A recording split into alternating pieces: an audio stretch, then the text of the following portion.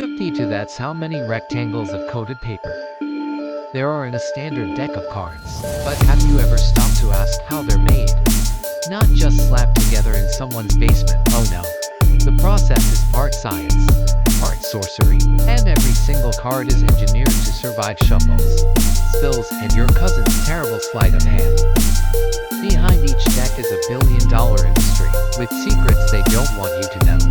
From raw paper to a perfectly smooth casino-ready finish, we're about to break down how playing cards are created. And trust me, it's not what you think. Playing cards are one of the most versatile creations in human history used for games, gambling, magic tricks, and even fortune telling. First appearing in 9th century China, they've traveled across continents, morphing into the sleek decks we shuffle today. Modern playing cards are millionaires, with companies like Bicycle and Coke dominating the market. Chances are, whether it's on a casino table or a magician's hands, you've either already crossed paths with them today, or you will soon. The production of playing cards began with an impressive starting material, massive rolls of poker paper. These rolls aren't your everyday paper. They're custom designed to meet the specific demands of playing cards, sourced from factories that tailor them to exact specifications. Each roll can weigh up to a staggering 1 ton, requiring heavy-duty equipment just to move them safely. Wrapped in durable brown paper for protection, during shipping these rolls are shielded from moisture, pairing in other potential damage that could ruin their quality. Without this protective packaging, the paper wouldn't survive the transport and would stay this high. No shortcuts. Wrapping this is deliberate and methodical, peeling back the packaging layer by layer to fully reveal the pristine poker paper beneath. With the outer wrapping gone, it's time to stabilize the roll for the next phase. A sturdy metal pipe is inserted through the roll's central core, replacing any internal support structures. This pipe is then secured with a bolt and nut assembly, which is tightened using heavy-duty tools, like this oversized adjustable wrench or spinner. This isn't your standard toolbox gear. These tools are built for industrial applications, and see to it that the pipe is locked firmly in place. Why all the effort, you ask? Well, even the slightest wobble or imbalance would damage the roll, disrupting everything. Plus, you wouldn't want this accidentally rolling onto your roll. I can tell you that for sure. Once stabilized, the roll is ready to move. And here's where the heavy lifting happens.